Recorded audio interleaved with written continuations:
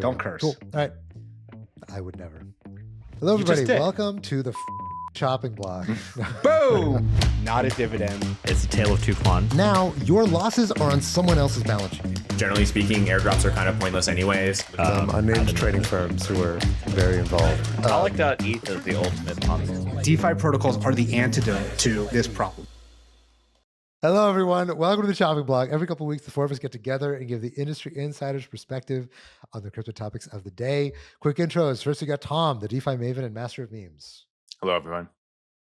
Next, we got Robert, the crypto connoisseur and czar of superstate. Happy New Year. Next, we got Tarun, the Giga Brain and the Grand Poobah at Gauntlet. Yo, Happy New Year. And I'm Haseeb, the head hype man at Dragonfly. We're early stage investors in crypto, but I want to caveat that nothing we say here is investment advice, legal advice, or even life advice. Please see chopping blocks at XYZ for more disclosures. So, boys, it is a new year. It is now 2026. I know Robert loves to celebrate with profanity, so I thought we'd put a little bit of a curveball in there. I am anti-profanity. Are you anti-profanity, actually? Yes. Listen, I have young kids. I try to have a profanity-free lifestyle and house, so no profanities. I did not know that. Do you like not curse on the show? No, I do not curse on the show. You do not curse. We can play back the tape. We'll see if I'm correct. Yeah, that's true. Now okay, someone's gonna. I know someone's gonna show, Robert. Someone's gonna get the highlight reel of every time I've like. Yeah. All right. Are you willing to put money on this? You want to put money on this? I won't put money on this, but I tried it. He doesn't believe it. New Year's he curses on the show. All of us. Okay, the young listeners, we're gonna get how a this mixtape. turned into a New Year's resolution. We're gonna get a mixtape of all the time that Robert has cursed on the show and put out a special episode just Robert cursing set to music. Anyway, okay, so it's been another year, which means another year of winners and losers and notables for 2025. So for those of us who remember, a lot of ups and downs. We started in the year with the election, the AI boom, Ethereum going through its ups and downs, meme coins. It's been a crazy year, but we are going to, as the chopping block team, look back on a year of episodes of ups and downs and tell you who were the biggest winners, losers, surprise, best new mechanism, best meme, best / worst pivot, biggest flop, biggest comeback story, favorite guest, and then finally, to top it all off, we'll go through predictions for 2026. So without further ado, let's start with the first category, which is biggest winner. Robert, tell us, who is the biggest winner in your mind for 2025? Well, there's two biggest winners, but I'll start with the boring, lame one first.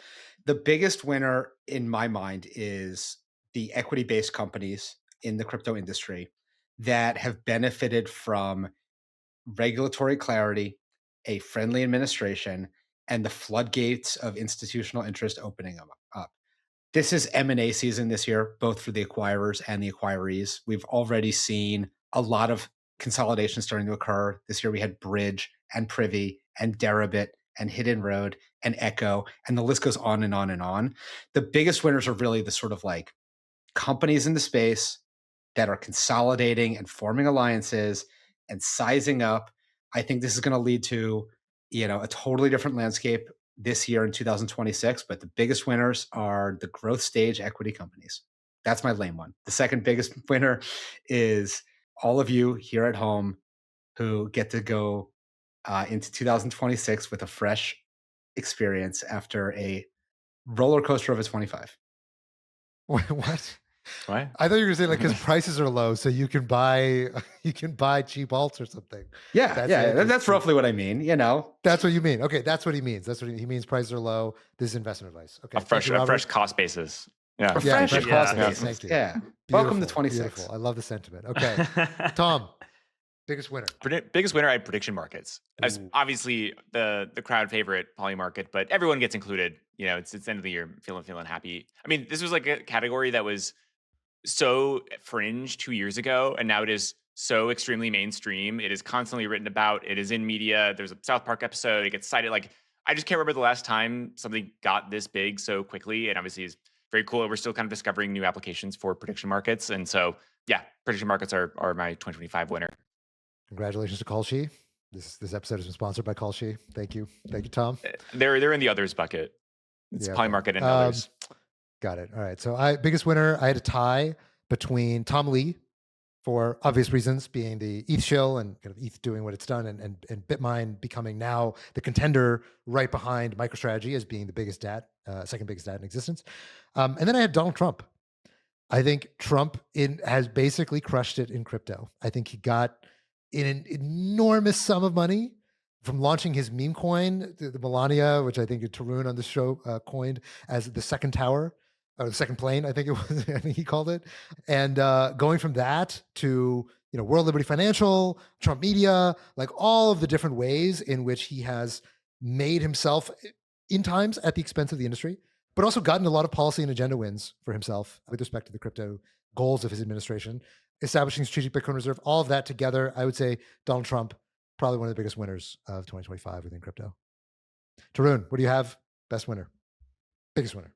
I had crypto derivatives platforms on chain. So perpetuals, dexes, I count prediction markets in the derivative camp because like I kind of think they both grew a lot and they fed off each other. Like in some ways, the prediction markets having a ton of press about them, despite the volumes being a lot lower, versus the perpetuals markets where there's tons of volume and like no press coverage, but yet people in both of those worlds who are working on it kind of talking about it with each other. I think the overall, DEX market share overall spot and derivatives has gone up. And, I think being in crypto for a long time, getting into crypto full time partially because of like hoping prediction markets work one day, despite it feeling like it took 15 years too long or something, it does feel kind of like a winning day. And I think on the perpetual side, obviously I'd say, we've had lots of versions of it, but it's interesting to see that people are finally moving their money from centralized exchanges on chain. And even with all the security stuff and it being harder, et cetera, I think you can't really knock those two. So to summarize, Hyperliquid. Is that what I'm hearing, Tarun? All perpetuals, Dexes. I like Tarun Tom. can't bring himself to so say much. Hyperliquid. No, I think Hyperliquid too, but I think I said Hyperliquid last year because like you did that say was right after the airdrop. So I just kind of wanted to broaden it because I wasn't saying the same prediction twice. Fair enough. Okay, cool. So inverse of biggest winner, we now have biggest loser. Tom, why don't you get us started? Who is the biggest loser in your mind for 2025? Biggest loser was kind of a triple whammy. I have altcoins for a couple of different reasons. One, you can obviously just say, hey, performance for alts has been really bad this year. Everyone's been hoping for an alt season of some sort that has never really manifested. New launches have not really gone well. I mean, we really have not had new coins break into the top 100 other than like Hype and ENA in the past 2 years. I think people are hoping Clarity would get passed this year, and like obviously we've had a much more favorable administration, we have much more favorable regulators, and that's all been well and good in terms of providing some breathing room for the industry. But like we want actual regulation to get passed, and we haven't had that legislation get passed. We haven't actually had that happen, so that's been a bummer. And then we've also had these other issues between now these fights between equity holders and token holders with these acquisitions happening more recently, or where the company gets bought and token holders sort of get shafted, and so it feels like this is kind of so much of the industry, and there's so much hope for, I think, what tokenization can do. But it's really just been this year where like altcoins have really kind of gotten left in the dust in various ways. Nice. Yeah. I mean, that hits close to home, but yes, that sounds right. I had biggest loser for 2025 was the legacy of Gary Gensler. I think basically what we've seen this year is just a complete dismantling of everything this man stood for over the 4 years of his tenure at the SEC. Basically, like when we started this year, I thought like, oh, maybe they'll offer some guidance, maybe they'll like settle some of the cases, but no, we saw complete 180. Everything that he fought for has been completely dismantled and destroyed and just forgotten. So he went from being one of the most hated SEC chairmen in recent memory I've ever seen, in terms of just the absolute uniform level of hate that he's gotten, and for absolutely nothing that he stood for or worked for has survived in this SEC, and good riddance. But I think that's, to me, very clearly biggest loser of 2025 is that, it's just like just a gravestone, not even a gravestone, where Gary Gensler used to sit. Tarun, what do you have biggest loser 2025? I think I've said this on the show many times this year in different shapes and forms, but I think Web3 as a thesis, I think I'm willing to write it off. I think the NFT market, if you look at the capitulation in some of the larger names, it's like I feel like there's a death tombstone waiting. And I also just feel like a lot of the reputation of Web3 is just so poor amongst creators, artists, what anyone who would like have benefited from the thesis, that it just feels like it gets worse every year. And it does feel like it's at a certain bottom right now where I don't even know if there's a way it can go up. So I really just think the Web3 thesis is a big loser. I mean, I believe in like Andreessen's predictions for 2026, they don't call it out explicitly, right? They're focused on privacy, they're focused on stablecoin usage, and maybe AI. But like, I think like even the people who are the biggest proponents probably don't necessarily, at least publicly, efface it anymore. So I'm willing to write the epitaph now. Do you count IP tokenization as Web3? Does that count as Web3? If I knew what the IP was, sure.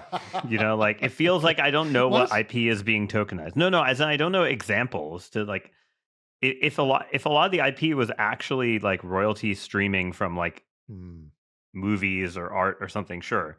But if it's like, oh, mostly IP is like chip IP that is being sold between SK Hynix and Samsung, then no, right? Like, there's like a huge spectrum of IP. So okay. Fair answer. Robert, what do you got? Biggest loser. I'm sad about this one, unlike Haseeb's where I was happy. I think the biggest loser this year, starting from how much optimism and high expectations I personally had at the beginning of the year, the biggest loser is a strategic Bitcoin reserve, in my opinion. Ooh. And I'm sad about this because there was a lot of excitement when we started the year. A lot of us thought that this was the year that we would have the most important sovereign nation on earth really utilizing Bitcoin in a geopolitical way.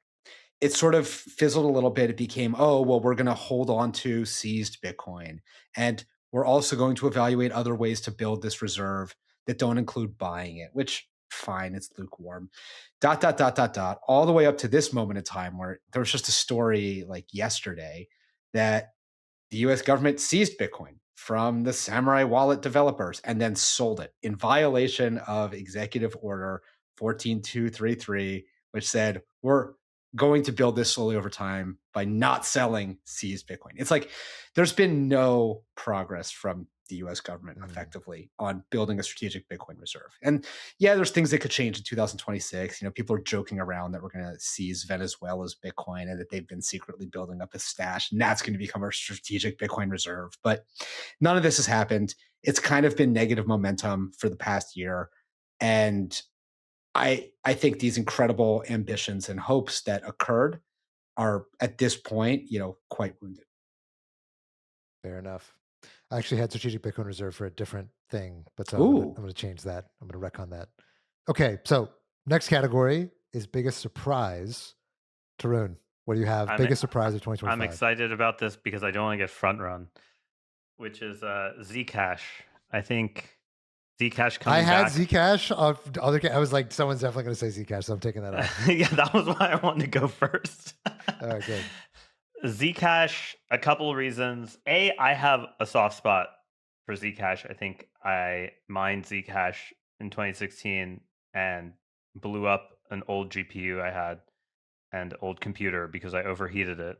And it was just sort of like an experience of like actually getting to read a research paper, seeing it implemented, running on your computer, and seeing it actually work. And like I think that was one of these things that like really sort of made me kind of end up being more in crypto. And I think Zcash has kind of gone through a lot of phases, right? It's had a lot of fights over the developer funding over the years. It's had a lot of fights over like how slow it is or the inflation bug.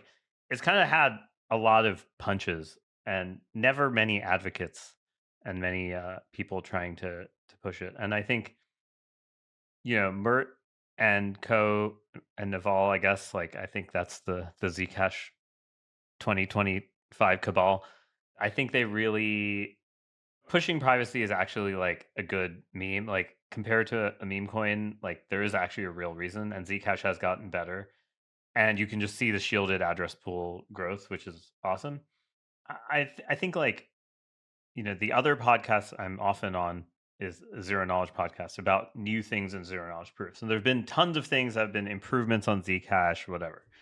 None of them have ever really been able to get commercial success or growth, I think, because Zcash itself never really kind of did.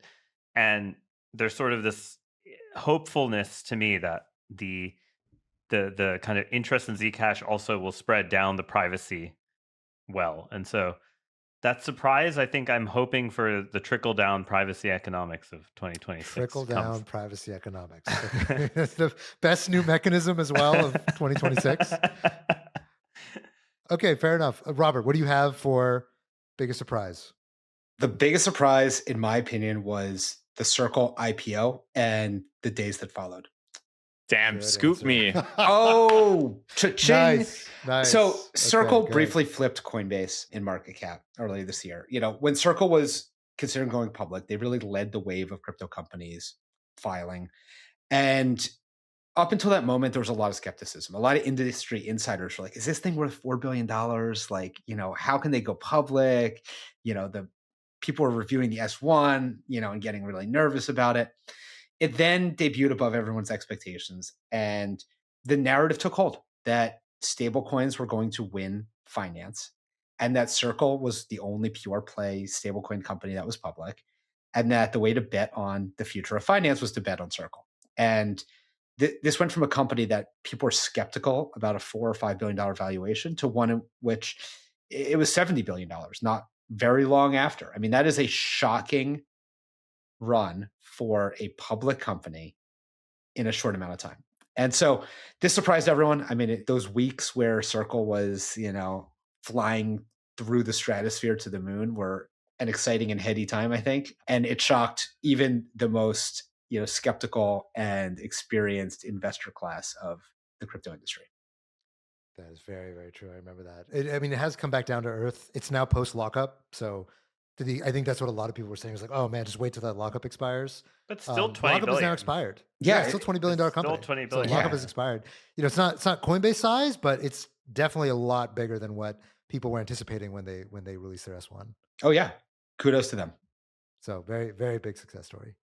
Tom, what do you got? My backup. Able to improvise something? Yeah, you got a backup? I had Tempo as my backup actually. I think backup. like it's pretty good. I mean, I think crypto has had this long history of kind of Fortune 500 adoption kind of happening in like these fits and starts where it's like, oh, someone's doing some partnership and maybe they'll accept Bitcoin for payments, but it never really felt like, oh, this is actually going to be something that people are actually going to invest into, or they'll only do it if, hey, this could be a revenue driver or a profit center versus like something that actually requires R&D or investment. Obviously, still very, very early in the days of Tempo to say, hey, if this is going to be a success or not. And all else equal, I would probably say that the odds are stacked against them. But like, I think impressive is just the fact that it seems like it is much more real this time. There is like an actual real consortium of real large companies investing serious money into building a totally new payment system from scratch. And I think obviously that was having a dent in the industry. Thrive and Green Oaks that are investing the money, to be clear. It's still $500 million. Like, when was the last time you saw a round that big for what is ultimately, zero? And obviously Matt also, putting his time onto it too. So I'm like, I don't know. It was just, and I feel like it also just came out of nowhere. It's not just like, oh, we accept USDC, which is everyone else is doing. It's like, oh, an actual investment into building something. So I felt like what's surprising was not that Stripe did that, but rather that Paradigm did that. Yeah, I feel like that's the really surprising thing about Tempo. That if you told me at the beginning of the year like Stripe is going to try to launch their own blockchain, I would be like, oh, okay. I mean, that's cool, good for them. But if you told me like Paradigm's going to build it and like their whole team is going to work on it, I'd be like, what? That's fucking insane. And they're going to convince half the EF to go work there. That also, yeah. Speaking of which, so my biggest surprise of the year was the Ethereum pivot. So there was, recent consternation going on around Ethereum and Vitalik talking about, oh, what's the vision for Ethereum? We were talking on this podcast toward the end of 2024, basically that Ethereum was cooked. We thought that the sentiment was just unrecoverable. They were driving themselves into irrelevance. There was nobody there who cared about price, who cared about the actual attractiveness of ETH L1 relative to L2s.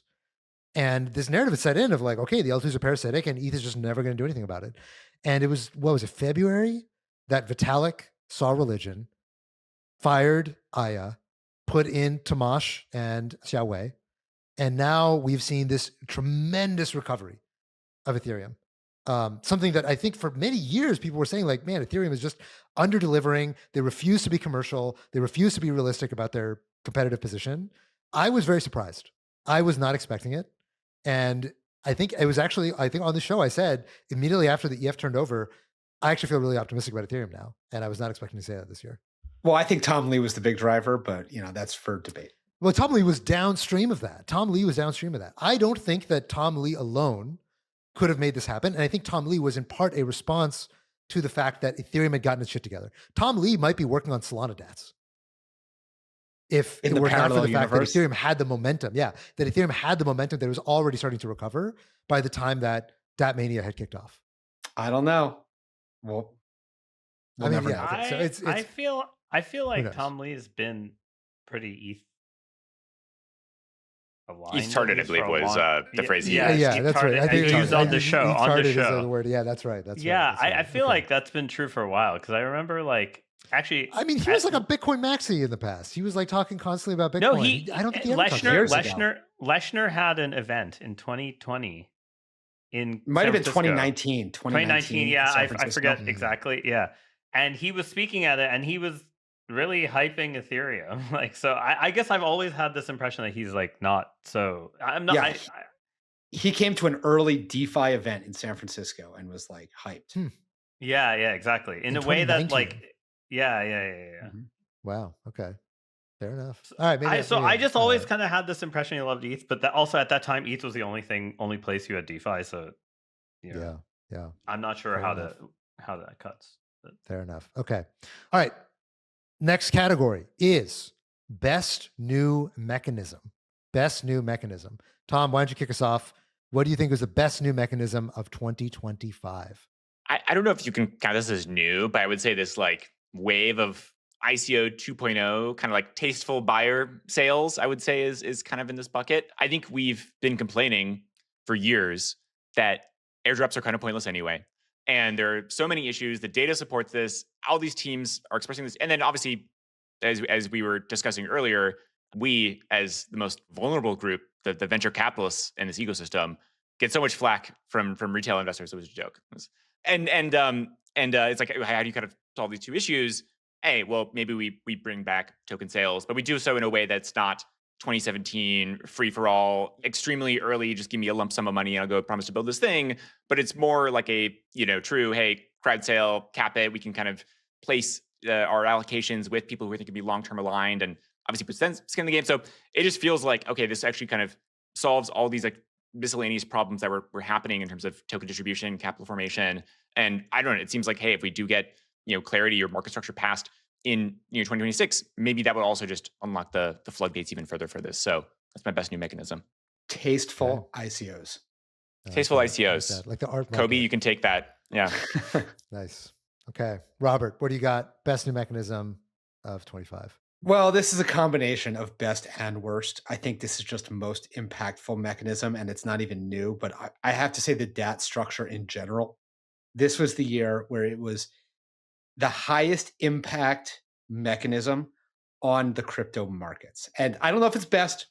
Yeah, I don't know if it's best. Yeah, I don't know if you call it best, but okay, I'll take that. Yeah, like maybe a special third thing. Correct. This is a third absolute value of impact.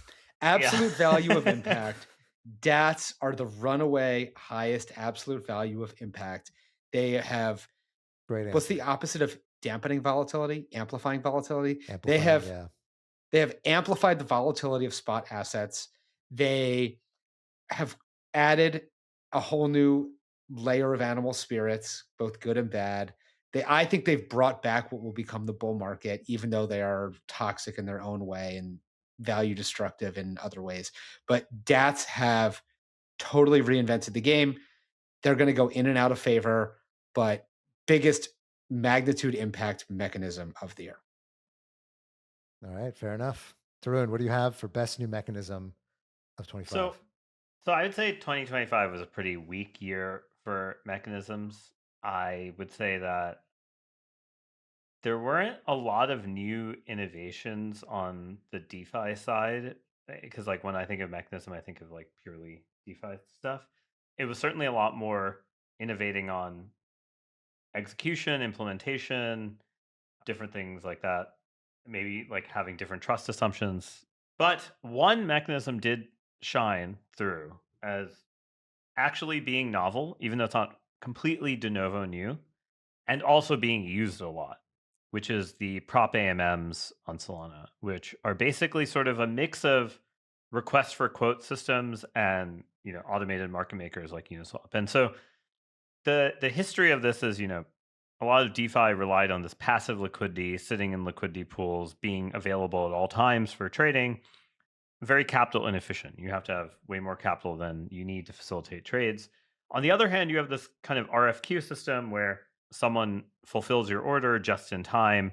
It's capital efficient, but it has this problem that it can go down. Like if all the people who are fulfilling orders can't reply, then things don't work as well. And so you kind of saw this dichotomy in the spot market on chain of pure passive liquidity, pure RFQ, and there's everyone who's still dreaming of like passive only will work, and then there's people who there's still problems with the RFQ system. It's not like perfect, but the prop AMM kind of tries to get a little bit of both worlds, where market makers quote a wider spread of liquidity, and you're sort of getting a temporary order book that people can cross, and it's a little more complicated than that, but at a high level, that's what happens.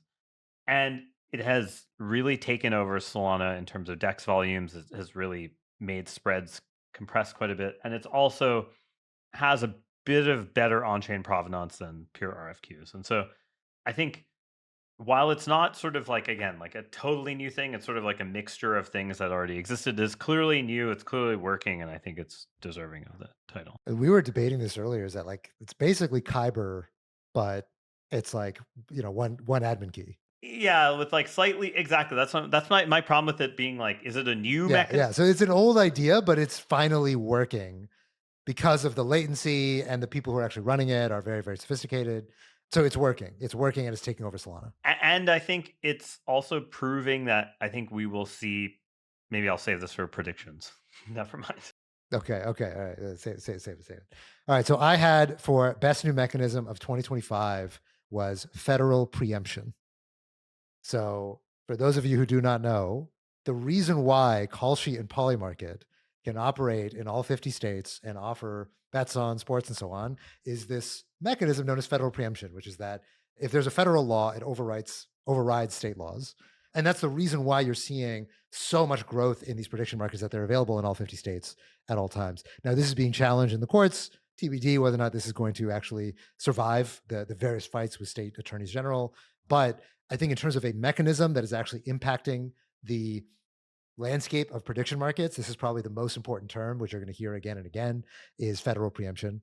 And so that's why I had it for the best new mechanism of 2025. So, okay, now we got best meme. This one's a banger. Robert, we'll start with you. What did you have for best meme of 2025? So who remembers when the Trump administration initially released tariffs? Raise your hand. Oh, yes, the board. The board.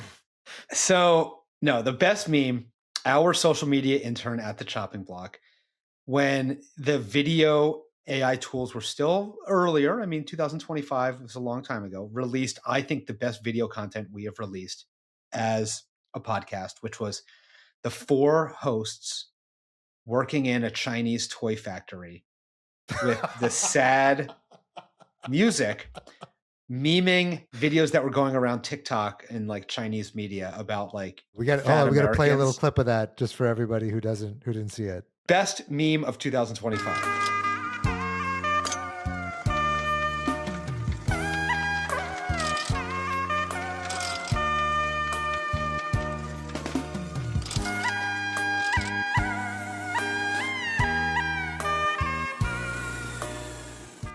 Nice. Very nice. That could be a All meme right there. Clip that. So I had best meme of 2025 was digital asset stockpile. So I don't know if any of you remember this, but Trump said there's going to be a stockpile of other crypto. There was an executive order that Chainlink and included a XRP. digital asset stockpile. That's right. Oh That's my right. God, I And forgot ADA about that. was supposed to go in there. ADA was supposed to go in there. ADA, yeah. Nothing. yeah. Nothing. Absolutely zilch. Doesn't exist. Probably will never exist. But there's an executive order about it. You know, red meat for the crypto industry. I say best meme of 2025. Tarun, what do you have? Best meme 2025. So I don't know if it was like quite a meme, but it was the thing that stuck to me the most. You know, I think oftentimes when there's a hack in crypto, people have, you know, the crowd loves to find the worst in everything, and like, you know, whatever the person who's like dealing with it, oftentimes isn't necessarily the best at crisis comms and things don't go well.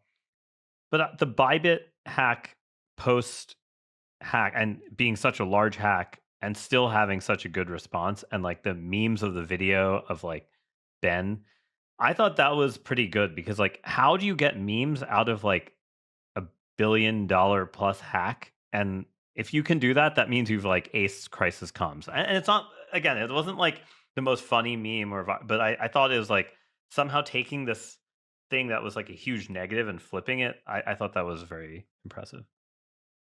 I was really hoping you were going to say the Tarun Neo bot meme, where there's Tarun bot like folding clothes in the house. You know? That was pretty good. That was pretty good. You're really up on the social on the chopping block intern. Yeah, the I feel memes. like It's good. You got Robert notifications really on is for saying what it posts? Robert's really saying best meme chopping block intern. Yeah. Our social media team is the best. Follow Which is Tom, as we all _ know. chopping block on Yeah, Twitter. great It's, work, it's Tom. the intern. It's the Amazing. intern. Yeah. Tom, what do you have? Best meme.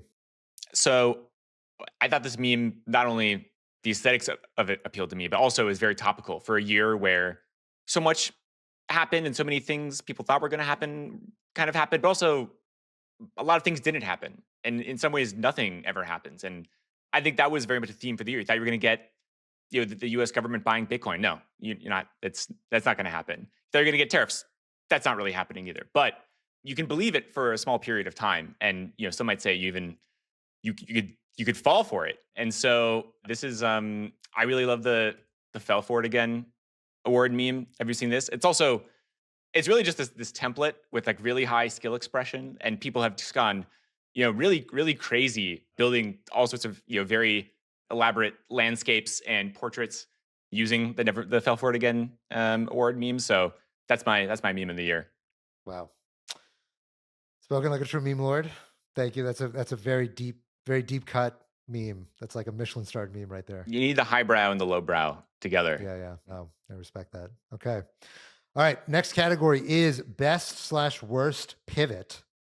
I'll go first on this one since I haven't gone first yet. So my vote for best/worst pivot is Galaxy pivoting to a data center company.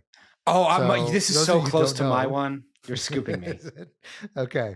Yeah. So Galaxy, for those of you who don't know, of course, Galaxy Digital, which is like a crypto merchant bank thing, they thought that the business they IPO'd was a crypto business. Well, it turns out that they acquired this data center company from a Bitcoin miner that became this company called Helios, which became a subcontractor to CoreWeave, and is now contracting over $1 billion in annual recurring revenue over 15 years with CoreWeave. It is now the lion's share of the enterprise value of Galaxy. Galaxy is now an AI infrastructure company. The crypto business is tiny compared to this gigantic AI bet that they have that's paid off. So good for them, but yeah, quite a pivot. I'd say best pivot. This definitely counts as like best pivot in my mind. So that's my vote for best pivot. Tom, what do you have? Best/worst pivot of 25. Well, for best pivot, I actually had ETH and Tom Lee, and basically Tom Lee rebranding ETH as stablecoin layer.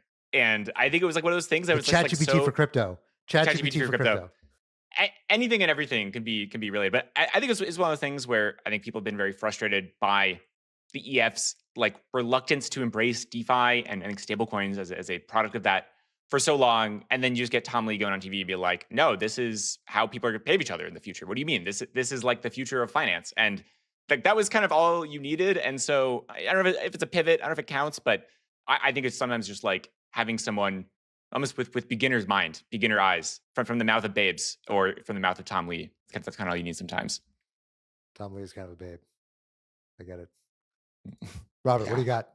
Well, this is closely related to Haseeb's already, but I'm going to go with CoreWeave. So CoreWeave was an Ethereum GPU mining company. They were literally mining Ether. And then everything over time, Ethereum switched to proof of stake. And I don't really know what happened to CoreWeave. And then you blink and CoreWeave goes public this past year and is now a $40 billion company because they've pivoted their Ethereum GPU mining business into an AI data center company.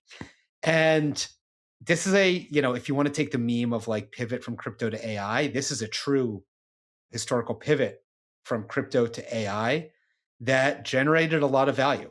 And yes, Galaxy is a subcontractor for CoreWeave, but CoreWeave is the big dog, right? And they've pulled off an incredible pivot, and they have really done something successful there. So, are you a shareholder? Do you own some? I'm not a shareholder. No, Oh shoot. Yeah, if only I could have seen the pivot from crypto to AI. Yeah, damn. All right, Tarun, what do you have? Best/worst pivot? Yeah, so this one is a very long time pivot, but I think it's kind of worth remembering that they've pivoted.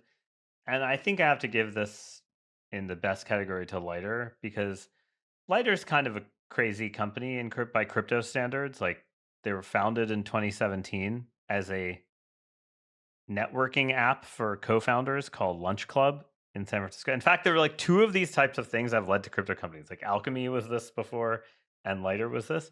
But Lighter, like in a world where everyone's always talking to you about how fast a company is growing, or like time to X revenue is like 3 days. This is a company that like took a long road, and its company split in two, and the other company is a successful AI company in Cognition. But they kind of took a long road, went through a lot of different ideas, built this product for a while, coming at it from like, hey, we're a bunch of people who worked in trading, but we also like ZK. And then, yeah, like they got users, they TG'd. I think like you can count that as like the full cycle of the pivot getting to this point. And I think, yes, they probably officially pivoted 2024, 2023, but I feel like realizing a successful pivot probably is this year. And so I did not realize that Lunch Club was co-founder dating. That's kind of, it's like a networking that matches people to like meet. Yeah. It's like such do you remember bad Down to Lunch? Founder market fit. Yeah. Like the founder market fit there for Vlad in co-founder dating is like so incredibly bad compared to Lighter, which is so incredibly good. But like, that's why I'm saying like Lighter is exactly what Vlad should be building. But this like is why I think dating. This is why I'm giving the best pivot. It's a good pivot. No, I obviously agree. I also think in crypto, very few companies persist. People constantly start something, toss it off, start a new thing, right? So it's like, it's almost 9 years. And I think like that is something, it's like kind of a crazy thing. Like most people would have just killed the old company, started a new company, but he sort of kept the cap table, some employees over such a long time period in very volatile industries. I think that does sort of deserve a really good pivot story. And like, I think it probably just hasn't been told, because I don't know if you want to highlight the co-founder dating stuff in 2026, because I don't think that's like in 2016 I could see that being in the meta, right? Like now I don't think it's a good one. Okay, so next category we have coming up on the end here is biggest flop. So something for which there was high expectations, did not quite deliver. Biggest flop of 2025. Tarun, why don't you start? What do you got? I mean, I guess I've said it on the show. I've both been on both sides of the iron for it, but definitely October 10th and sort of the liquidation mechanisms. Just like October 10th. Flop? Well, liquidation mechanisms flopped. Liquidation mechanism. Okay, that's your flop. Like the October 10th like event showing the liquidation of it. Yeah. Showing the ADL. Yeah. And like I fundamentally agree with Don Wilson's point, even though I don't agree with the solution he proposes of like, you're not really going to grow the market 100x unless you fix this. And I think that just showed like how brittle some of these things are, especially in a decentralized environment. And I think it's obviously the biggest thing that has to get fixed if we want 100x volume overall, like stuff like that for the average user. So yeah, but I'm sure I'm going to get a ton of hate in my Twitter, which I had for saying this even, but. All right, I'll go next. I had for biggest flop of 2025 was AI agents. Obviously, we went into the year. Is this a crypto podcast around AI? Yeah, well, I mean, like think of virtuals, think of Zerebro, think of AI16Z. Like this was everywhere when we started the year, and all this stuff is now. It's not just that the tokens went down; it's that it's fucking annoying. Like nobody likes any of these things anymore. It's like, oh my god, it's so good. Look, it's something that has crypto and it's talking to us on Twitter. And now it's just like, oh man, like tell AXPT to shut the fuck up. Like I do not want that thing in my comments. So the sentiment shift, but also like the fact that, I mean, obviously the speculative mania has died away, but also just the fact that these things have just really underdelivered in terms of value. Now, it's not to say they never will. It's not to say that AI agents don't matter. Obviously, outside of crypto, people are very excited about coding agents and what they can do and the ability to automate real valuable economic work. But the idea that they're going to be these token speculative things, I think that has been the biggest flop of 25. Tom, what is your pick? Biggest flop 2025?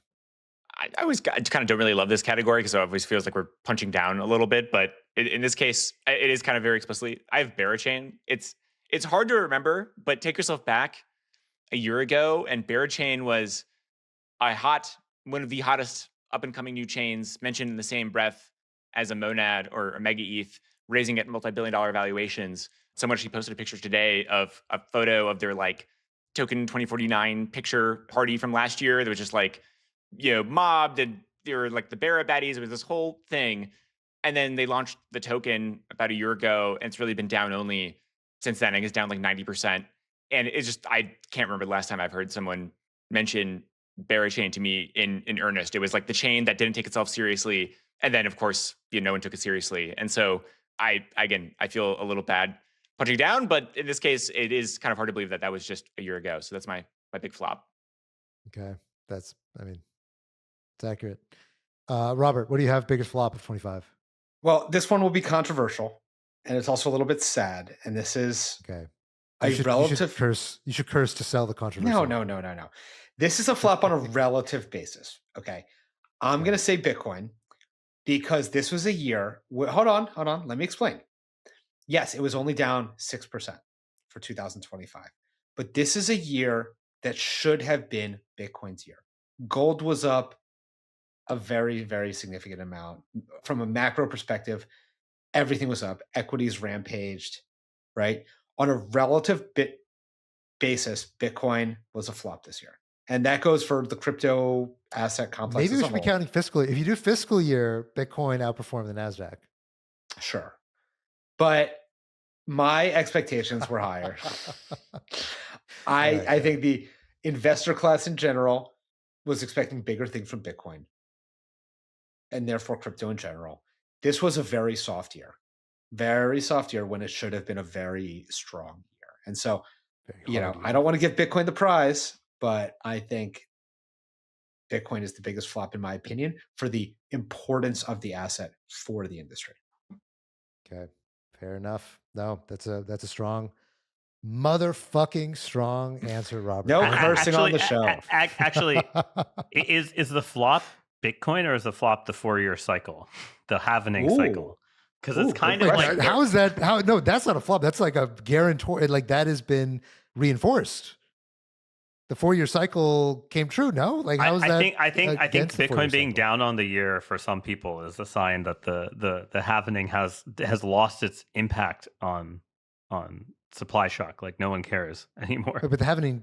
Wait, when did the halvening happen? Wasn't that years ago?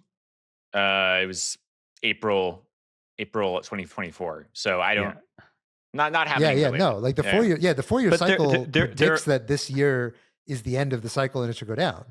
Right, but there is sort of something weird about the end. This is the part where I haven't really.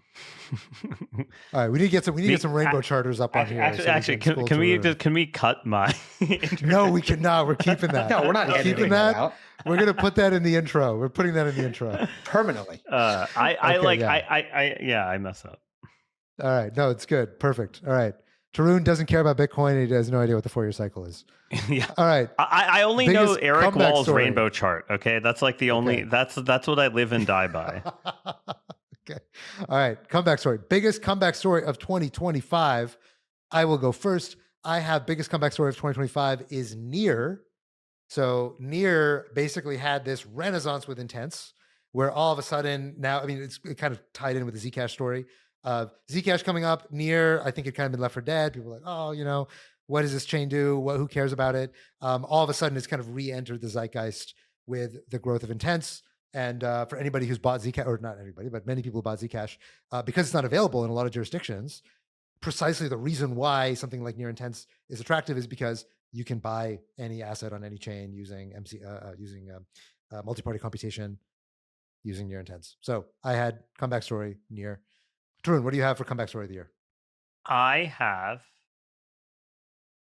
Maple Finance, which if you look at the TVL chart, kind of says the entire story. Like they've gone through everything, hack issues, counterparty issues, etc. But I mean, just look at the chart. I don't. There's like not that much else to say. Like that chart is very impressive and is a very real comeback. Yeah, but the syrup is the asset you want to look at now. Yeah, because MPL has been sure. Yeah. So I don't mean their token. I mean just like the overall usage of loans associated to Maple. The complex of them, because like now there's multiple products, but yeah, good. Robert, what do you have? This is, in my opinion, the biggest. Tether is a company that what's the comeback? People. Yeah, wait, they're the biggest winner last year. No, it's continued though. This is they came back from winning to win again. Fine. You don't like my controversial pick for biggest comeback. No, we're sorry. I apologize. Right. Please tell us why Tether's the biggest comeback story. Let's just call it. Fine. We'll rephrase this. You ready?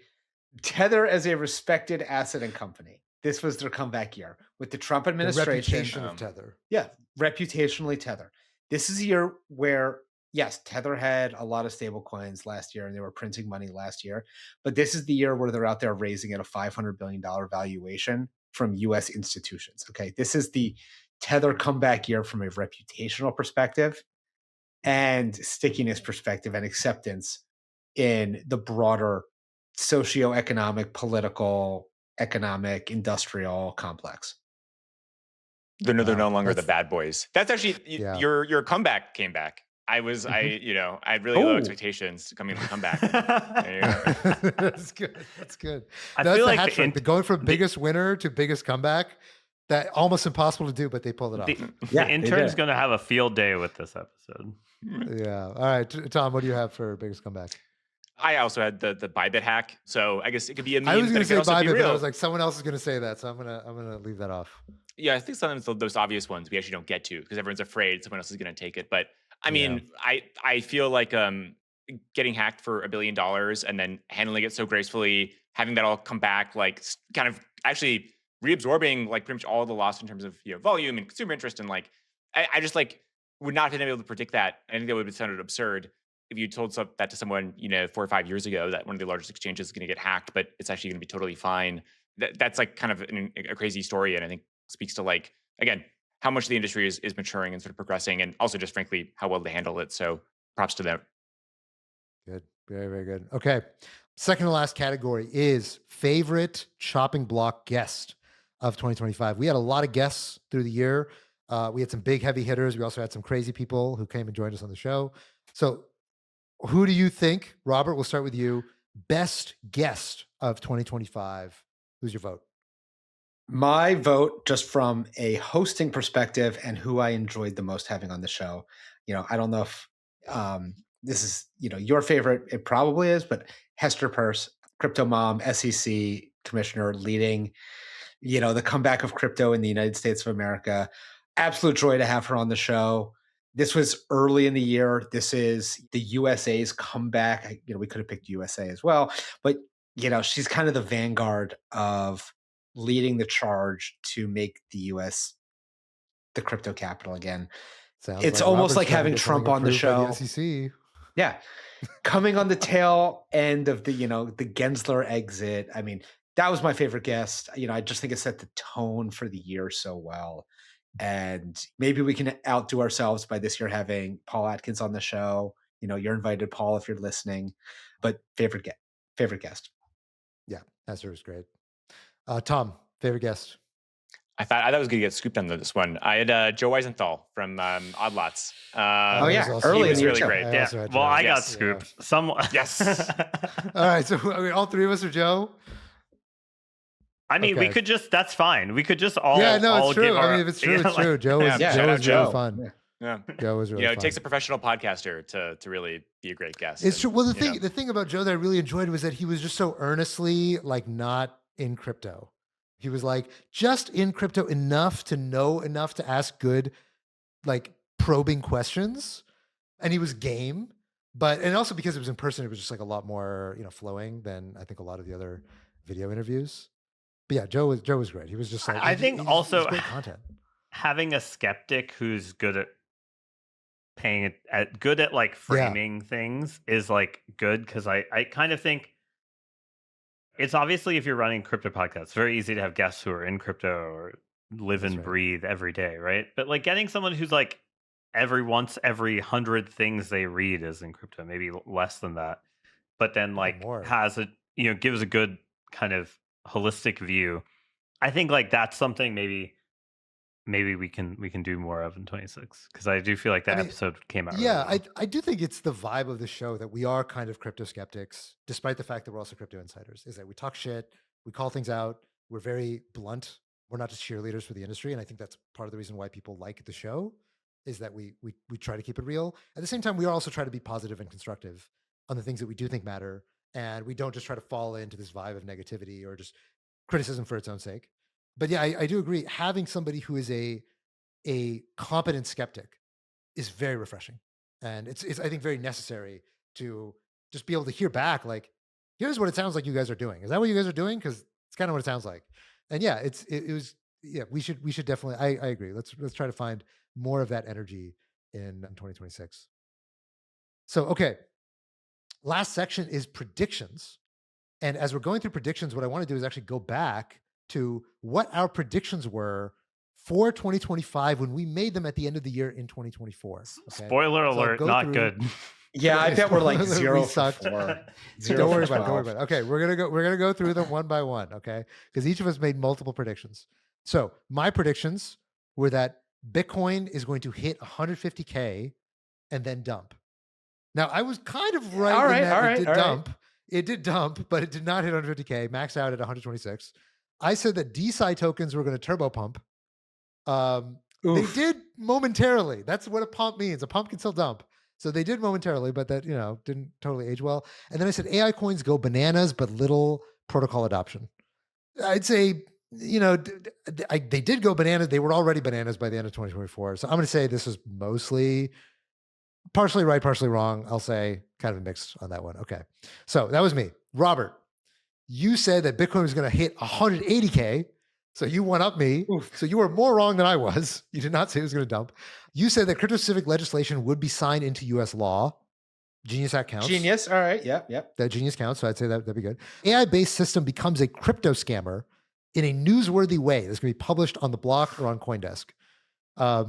I don't think so. I don't think so. I don't think that happened. I don't know. If anybody... On the other hand, scammers are definitely using AI assistants. So has it's it been written about? They are, but scammers are using everyone's using everything.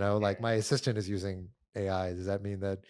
Yeah. No. I agree. I agree. But I'm just saying, it's a little underspecified. It is a little underspecified, but let's we got to give a fair shake. Okay, so Tarun, yours was more than one app chain /L2 merge. I don't think we've seen any mergers. I think that one's a miss. Yeah, I kind of think there were these consortiums, but I don't think they're. Yeah, there's no mergers. There's no no mergers. No. Okay, so then you said that AI agent market cap will at least 5x from where it was, which was that's 10 horrible. billion to 50 billion. Okay, that was your claim. So that I'm going to put that as like five wrongs in making that claim. And then the last prediction you made was that Solana emissions would decrease by more than 25%.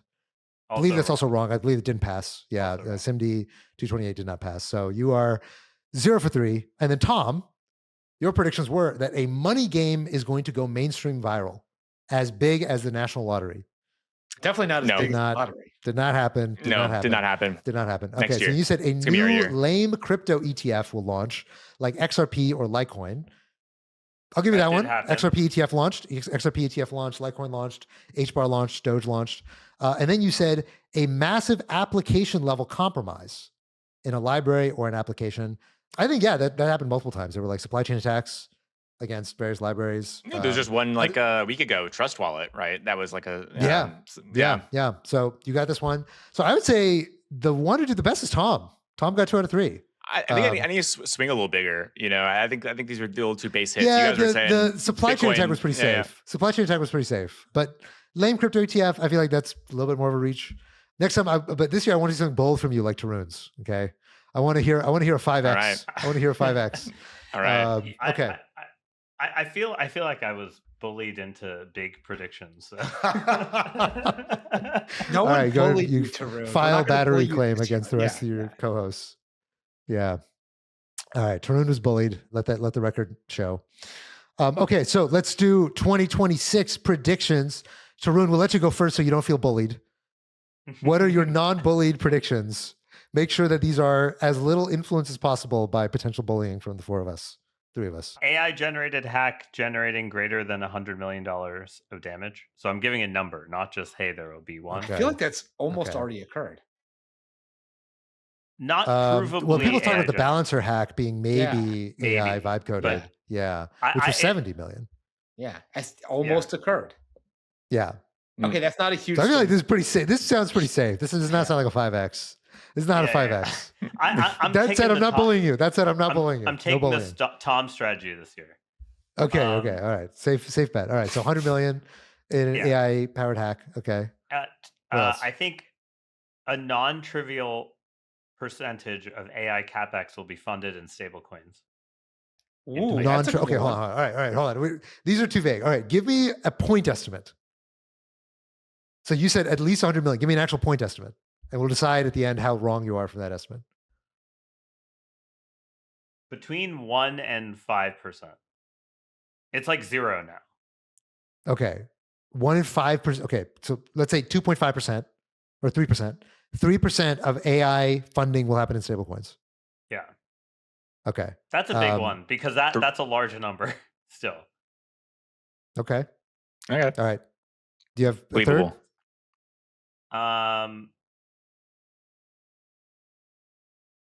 Okay. If the answer is no, it's fine. You don't need to make one up on the spot. Really, I have some bad ones. I can see the computer running. Yeah, it's defragging. I have some bad ones that I have written, and I'm like, I don't really even think they're worth. You don't want to tell us? No, you got to tell us the bad ones now. I mean, one of the bad ones is like, we'll actually have private DeFi usage grow, like the Zcash that my trickle down privacy economics thing. Of course, trickle down privacy economics. There will be that will happen somewhere. That will happen. I don't know. Okay. Yeah. This sounds like a very it will difficult to verify. Yeah, very difficult to verify. Yeah, it's a bad claim. Okay. That's why I was like, cool. All right. I think that's good. I think that's good. We'll take the 2. I'm really glad Tarun is not writing the market descriptions on Polymarket, because this would just be like UMA drama, like every single. That's true. I think my main thing is I made 2 precise and large predictions last year, and so the natural tendency is like trying to make the opposite. Gun shy. That's not good. That's not good. You can't be results oriented. Okay, I'll go next. So I had obviously I every year I write down my predictions. So I'm just quoting from some of the predictions I've already made publicly. So my first prediction is that Bitcoin is going to go to 150K by year end. Second is that a big tech company is going to launch / acquire a crypto wallet. It might not go live, but they will at least announce that they're going to be shipping a crypto wallet. So when I say big tech, I mean one of the top 7 big tech companies, like a consumer tech, not like a fintech. And then lastly, that equity perps will grow to 20% of DeFi perp volumes over 2026. Okay, that Those one are my is the predictions. big. That's your big one. That's your big one. Yeah, it's a big one. Okay, Tom, predictions. Pretty good.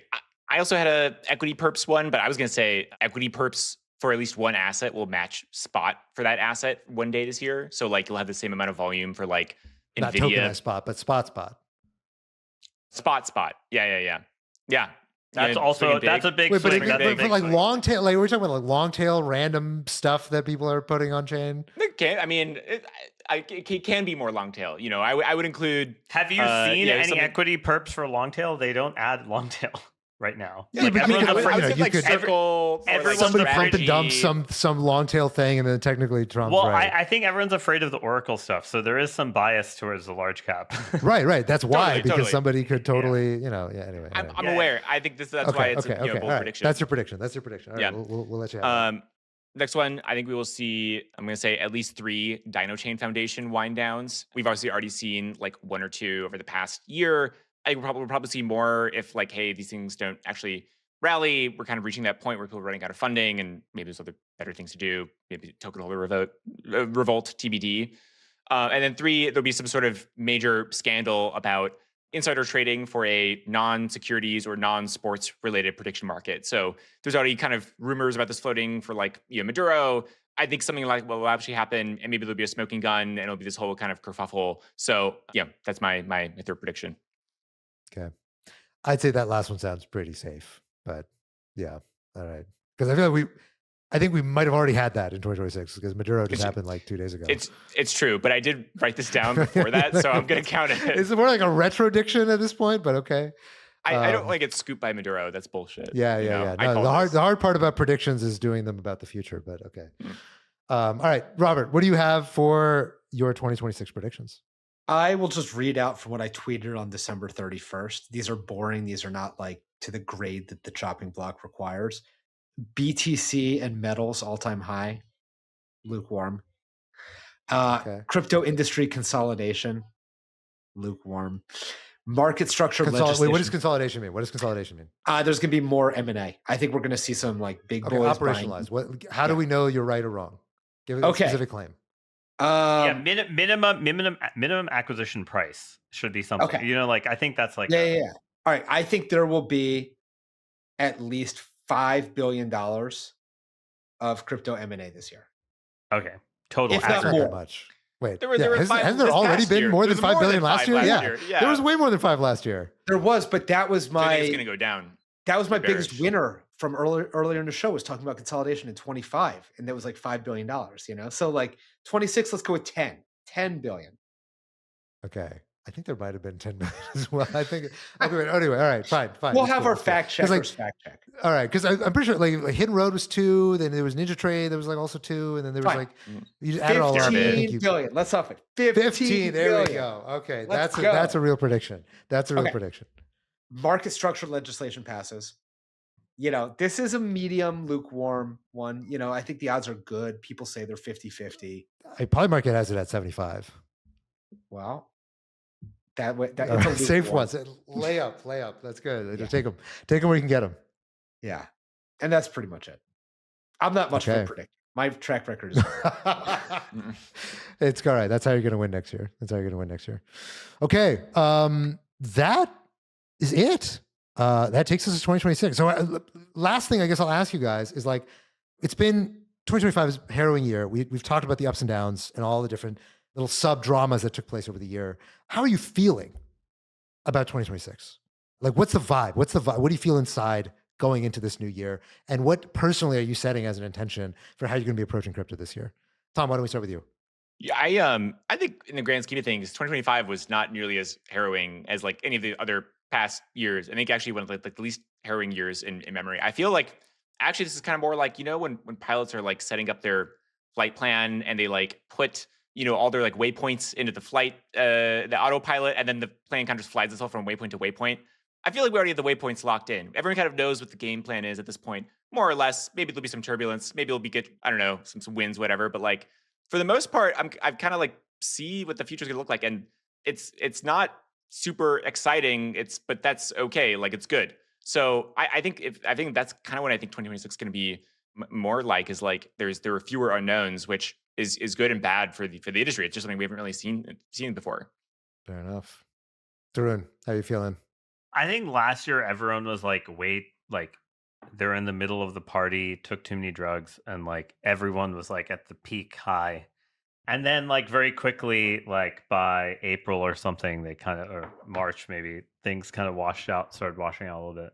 And then everyone tried again. They're like, okay, I need a new substance. It's called DATS. And so then they got high off the DATS. Yeah, high on DATS. I got high on DATS. DATS. Maybe. Yeah. And so I think there was a lot of substance abuse issues last year with the crypto industry in this metaphorical sense. That's good. That's good. So I think this year is the year of temperance. Straight edge? Temperance, yeah. That was okay. I like, actually, you know what? Robert is a great way to end that off with his no profanity. I think we should make 2026 the year of no profanity. It's a straight edge year. No, that's so hard. That's so hard. I know. That's your resolution. It's all of our resolution. Robert, what's the spirit with which you're taking 2026?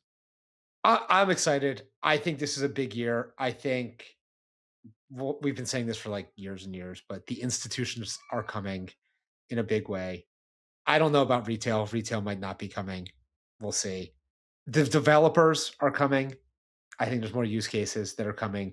I think our government is still here. I think legislators are here. I think it's just going to be a great tailwind, bullish environment for the whole ecosystem. And I think we're going to have a very good 2026. Well, yeah, I will say I'm feeling really optimistic and really energized. I think like the fact that, as you opened, Robert, prices are reset. It feels like kind of a clean slate. Although 1010 was a very traumatic event, it also is a big, giant reset. And one of the things that I was saying on a previous show, there's a lot of bad sentiment, horrible vibes, especially in November. And there's a lot of talk from people who are leaving the industry. And one of the things that I said at that time is that, like, actually, this is necessary. This is good, because the people who are disillusioned and who can no longer fight, like, those people need to go home for the war to continue. And it's like, okay, we got to stop. We got to like regroup. We got to, make sure nobody's left behind. But we chopper them out of here and we move forward. And my feeling is that 2026 is going to be a fucking great year. So I'm feeling good. If only you didn't curse. Sorry. I mean, yeah. If only. Okay. Starting now. Now is the moment that 2026 truly starts. No more cursing. January 6th, when Haseeb celebrates the new year. January 6th is fiscal year. You're gonna have a cursing dry January. Okay. All right. I'm gonna work on this. That seems easier than the whole year. Yeah. Well, I'll start with January, and then we'll work up to see if we can do it for all of 2026. Okay, that is it from us. We'll be back next week. Thank you, everybody, for tuning in, as always, and we look forward to enjoying 2026 and explaining it all along the way.